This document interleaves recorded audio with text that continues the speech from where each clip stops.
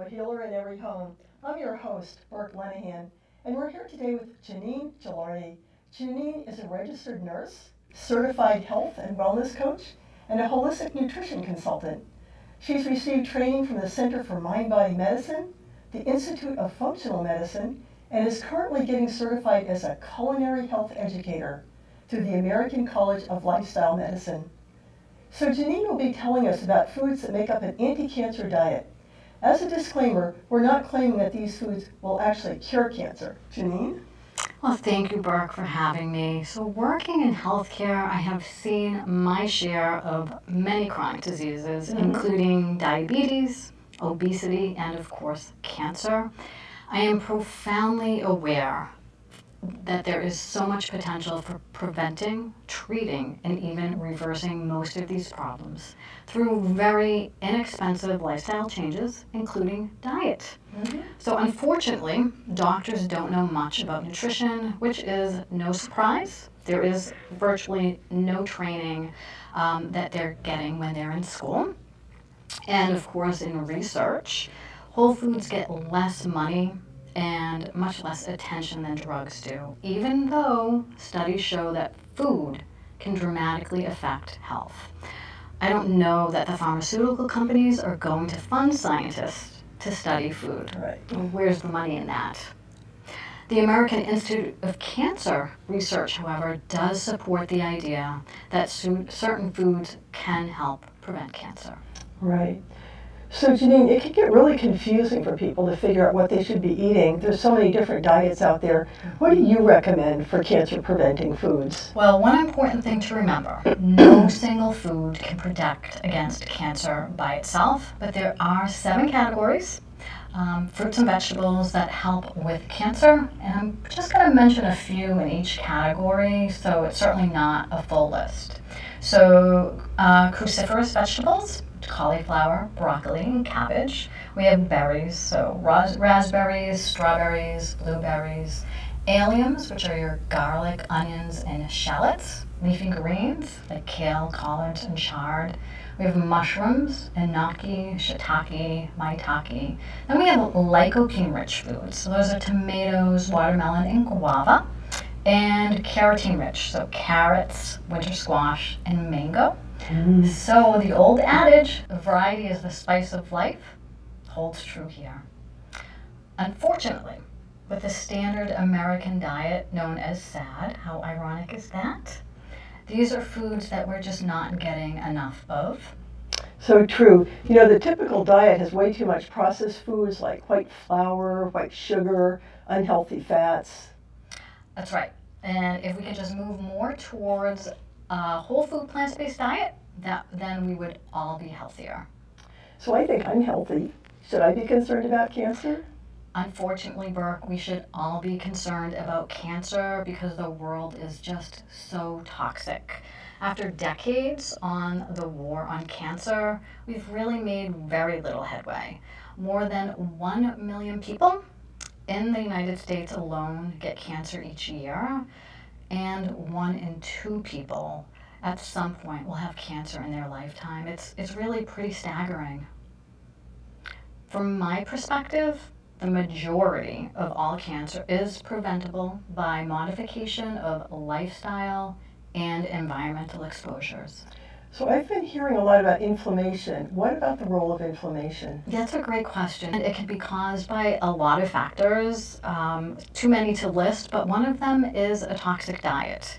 So when you think about the standard American diet, foods are refined, they're stripped of all their nutrients, they're chemically altered, processed, and because of that, they tend to be inflammatory.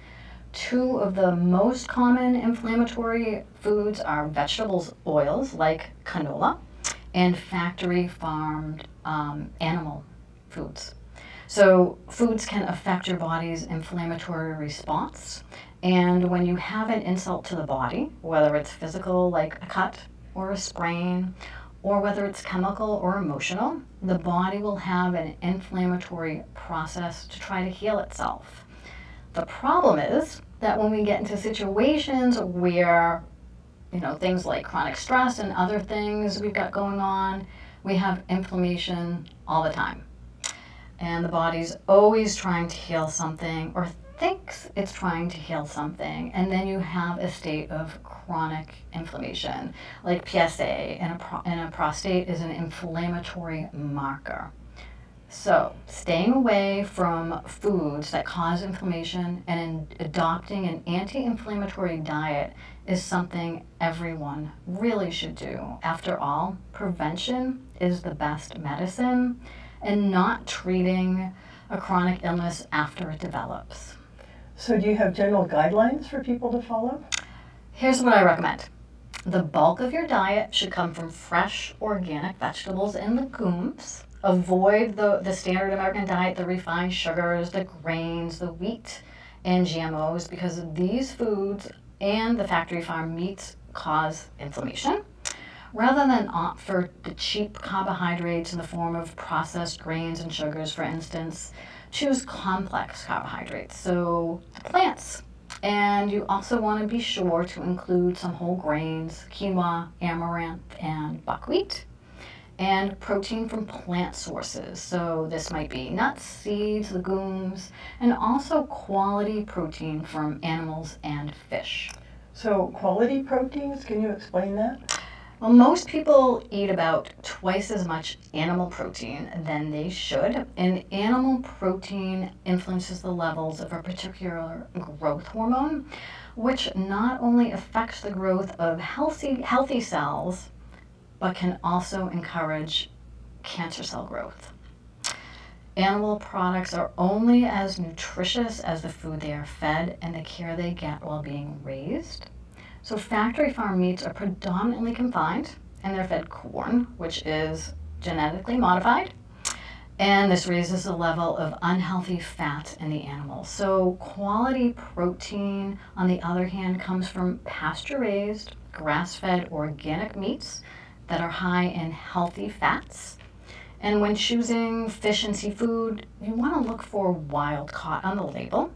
Farm-raised fish are fed antibiotics. So to avoid this, just eat smaller cold water fish, so salmon, herring, sardines. So let's get back to plants. How do they help? So plant foods, they're the only foods that contain anti-inflammatory phytonutrients. We cannot produce those on our own. They have the purpose of shielding plants from predators, and they provide the vibrant colors in plants. So when we eat those naturally colorful meals, we obtain the same benefits. Plus, they are high in antioxidants, and the antioxidants, again, that are found in vegetables are developed to protect a plant from its damaging environment, including toxins and pollution. So it's really no surprise that they can be used to prevent disease. So we're talking about food as medicine, which is an idea that goes all the way back to Hippocrates in ancient Greece. Absolutely. And the good news is that this idea is slowly making its way into our modern world. Approaches like lifestyle medicine, which promote food as medicine to prevent disease. And the case in point, Dr. Dean Ornish, he has famously shown how a low-fat vegetarian diet, along with other lifestyle measures, can reverse, yes, I said reverse, heart disease. He tested a similar diet for men with prostate cancer, and what he found was that men had a drop in their PSA levels, meaning that the cancer was not advancing and might actually be reversing. And when you think about it, no medication can do that. Great. So what about the research? There have been numerous studies done on berries, cruciferous vegetables, and mushrooms. Berries are one of the highest antioxidant foods in existence, and that is one reason they provide protection against cancer. They are true superfoods, and research shows that berries induce cancer cell death, lower inflammation, and have proven to measurably slow tumor growth. So when it comes to plant foods, I would recommend going organic for most because they don't have the toxic chemical residues. And you can look to the Environmental Working Group. They publish a list of the most contaminated plant families, and unfortunately berries is one of them. So what special cancer-fighting properties do cruciferous vegetables have? Well, many of them are rich in glutathione, commonly known as the body's master antioxidant because it is a high free radical scavenging abilities. And cruciferous vegetables are also associated with decreased risk of breast cancer and have even shown to increase survival in women after being diagnosed with breast cancer. They also top the charts as one of the best foods when it comes to reducing inflammation. And one of the last groups I'd like to mention is mushrooms. So there's an enormous body of research on medicinal mushrooms, the ones that I mentioned earlier. The enoki, shiitake, maitake, yeah? Yes. They boost the immune system and fight cancer. Mm. And mushrooms are unique in that they contain aromatase inhibitors. These are compounds that can block the production of estrogen, which is helpful in protecting against hormone-related cancers like breast cancer. Really? So they have aromatase inhibitors, the drug that's most commonly given to women with breast cancer. Absolutely, Burke, yes. So food as medicine. And it turns out even the most commonly eat mushrooms, the white or portobello, they also have a high anti-aromatase activity. Yeah. One thing is to keep in mind, and they should never be eaten raw. So a potentially carcinogenic substance called agarotine is in them. So always make sure that they're cooked. So how many servings of cancer protective plant foods should people aim for? Well, I'm glad you mentioned cancer protective because not all plants have the same potential. So iceberg lettuce, for example, offers no benefit. And high sugar fruits like grapes and bananas, they're just not as beneficial as something like blueberries, for instance. So we really do have a choice. I really believe that knowledge is power. And I tell individuals that you want to strive for 10 servings of the recommended plants and vegetables a day. What? Yeah, I set the bar high.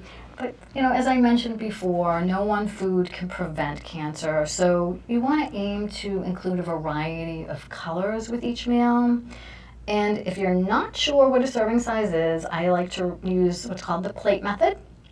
If you look at your lunch or your dinner plate, 50% should come from vegetables that grow above the ground, 25% starchy vegetables or whole grains, and 25% protein.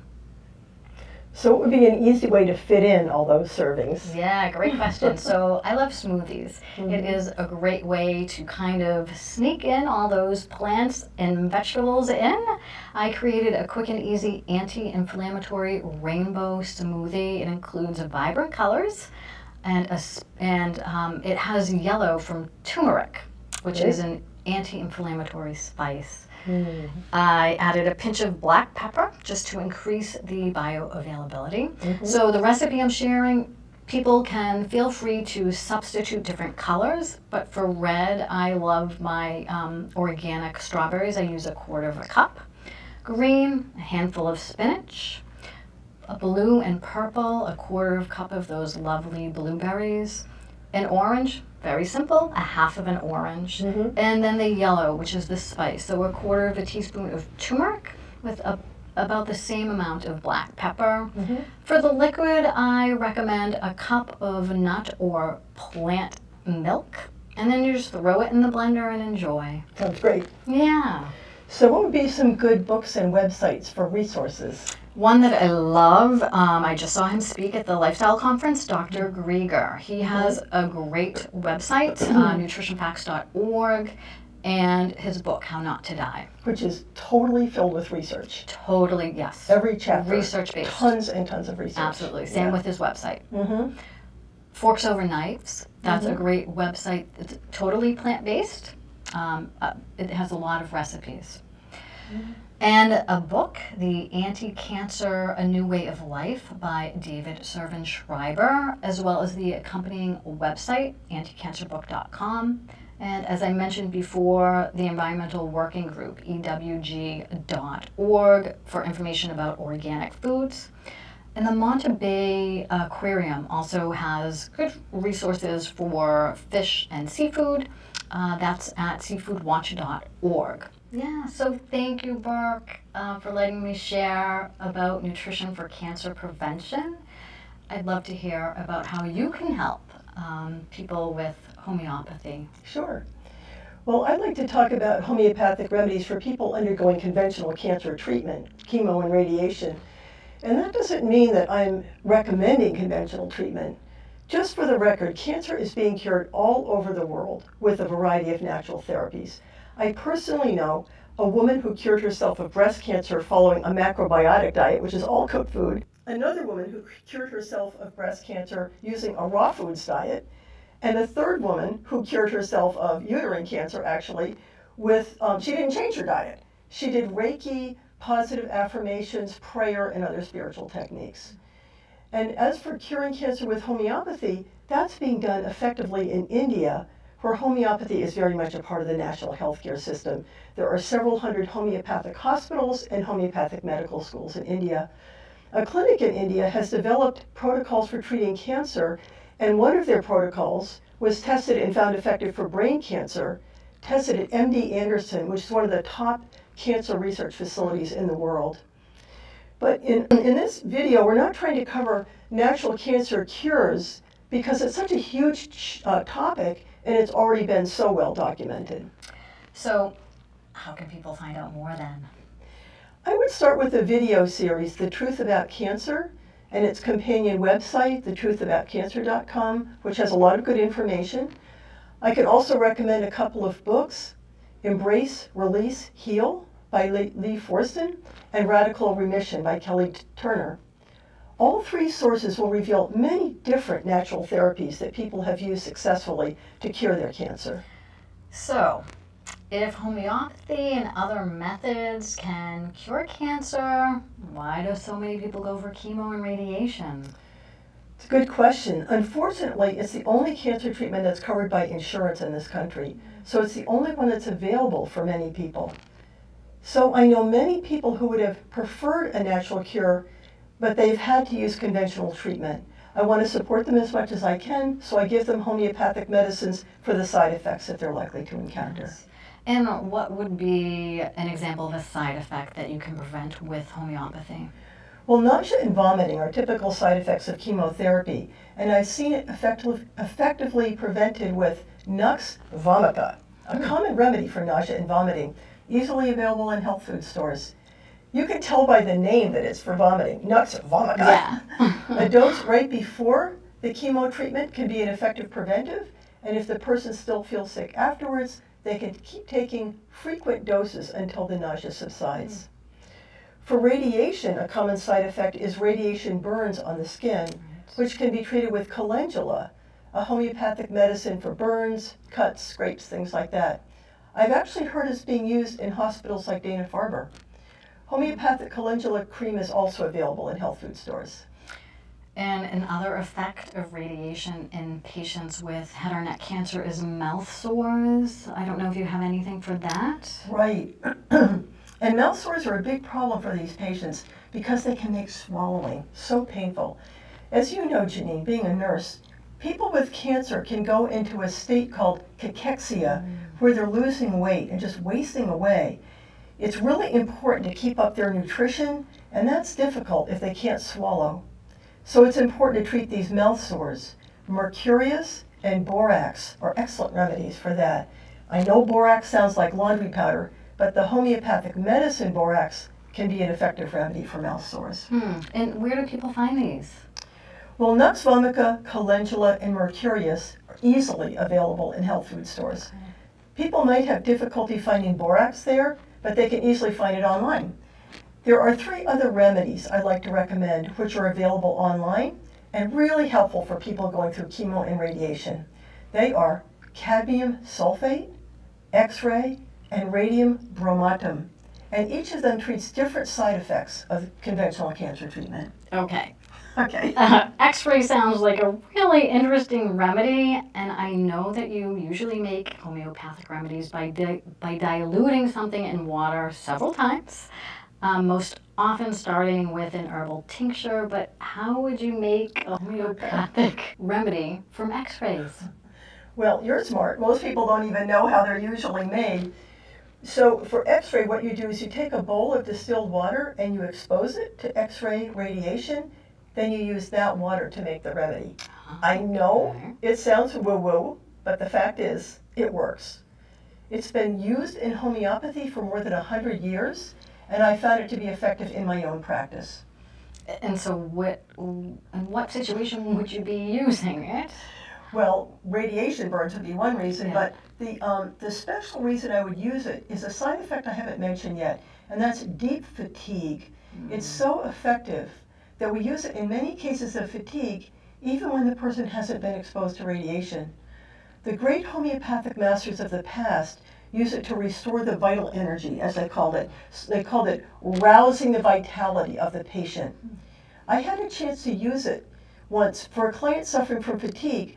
She was an acupuncturist, and before she came to see me, she had explored many possible treatments and many possible reasons for her fatigue in the realm of conventional medicine, holistic medicine, and traditional Chinese medicine, her own field. Nothing was working, so she came to see me as a last resort. She said the fatigue started after a car accident, and at first I tried the remedies for the long-term effects of a concussion. That didn't work. And by the way, this is one of hundreds of cases, just in my own practice, to show that homeopathy does not work by the placebo effect. The wrong remedy will not work, no matter how much the client wants to believe in it and is hoping that it will work. Anyway, I kept asking her questions, and I finally found out that she had had dozens of X-rays after the accident because her injuries were so extensive.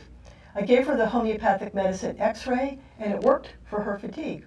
That's why I feel confident recommending it for the fatigue caused by conventional cancer treatment. Yeah, well, it sounds like you had a lot of experience with it. Right. How about the other two remedies that you mentioned, the other unusual ones? Well, radium bromatum overlaps a lot with X-ray, except it's specifically helpful for radiation burns. Cadmium sulph is primarily used for the nausea from chemotherapy if Nux vomica does not work. I recommend that my clients try the easily available ones first. But if Nux and Calendula don't work, then order radium bromatum, X-ray, and cadmium sulph online because they're really specifically helpful for people with cancer. They're inexpensive. You can get the 3 remedies for about $20 total. Okay. Well, how do you recommend that people take the remedies if they're just, getting them online or at the store? Sure. Well, the choice is easier in a health food store because the potency is almost always 30C, a very standard potency in homeopathy. Online, people should remember that because online they might have a choice of 6C, which is very mild, maybe not strong enough to work, or 200C, which is too strong for most people. So for mild symptoms, for a dose is about 2 pellets, and for mild symptoms, taking a remedy twice a day is a good frequency. For strong symptoms, 3 or 4 times a day, and for really intense, sudden symptoms, the remedy can be taken every 15 minutes. Like, let's say somebody who's just can't stop gagging after chemo. Yeah. And, I hate to bring this up, but I've seen the headlines about homeopathy and, that it might be toxic, so... You want me to explain? Yeah, Well, I'm glad you're giving me a chance to clear the air. It's all fake news. Fake news. The skeptics of homeopathy say it can't work because there's nothing in it, and then they say it could kill you. Well, they can't have it both ways, right? Really? Basically, homeopathy works because it contains information. I call it information technology with nanoparticles, which is a huge big deal now in Western medicine. It transmits healing information to your body. It's like reinstalling the software when software gets corrupted. If the body needs the information, it will use it. If it doesn't need it, it will ignore it. So there's no toxicity and no danger. And there's tremendous potential for benefit. Right. And it speaks to what you had said about the placebo effect. Right? Yes. So how do people find out more about this? Well, honestly, my book, Your Natural Medicine Cabinet, is a great general source of information about homeopathy. It doesn't cover cancer treatment, But there's a whole section on remedies to use before and after surgery, which of course is a third arm of conventional cancer treatment that we didn't have time for in this show. Another thing, there's a whole chapter on the homeopathic treatment of cancer and its side effects in Hahnemann Revisited, the textbook of homeopathy written by my teacher, Dr. Luc de Schepper. It's written for healthcare professionals, but it's useful for anyone in giving an overview of the whole healing paradigm of homeopathy. A Homeopathic Approach to Cancer by Dr. A.U. Ramakrishnan, who serves as a physician to the Prime Minister of India, gives detailed protocols for the homeopathic treatment of many kinds of cancers, and he gives his success rate for each one, typically from 50% to 85%. But it's not a do-it-yourself book. It's for professional homeopaths. But it's worth getting because it can inspire people by showing what's possible, and then they'd have to find a professional homeopath to implement the protocol. A final great resource is Dana Allman's evidence-based homeopathic family medicine, because it covers the top remedies for more than 100 different conditions that you probably treat at home, complete with hundreds and hundreds of research studies to back them up. It's great for reassuring people who've heard the fake news that homeopathy is unproven, and it's available from homeopathic.com. Excellent. Yes, everybody loves that evidence-based information. So Right, it's the big thing in Western medicine now. It really is. Right. Well, thank you, Burke, for giving me the opportunity to share some information. Please join us for the next episode of A Healer in Every Home, in which Janine and I talk about emotional support and stress reduction for cancer patients. Janine Gilardi can be found at Coach for Healthy Living. You can contact her there for a wide variety of holistic services, including lifestyle coaching and nutrition coaching.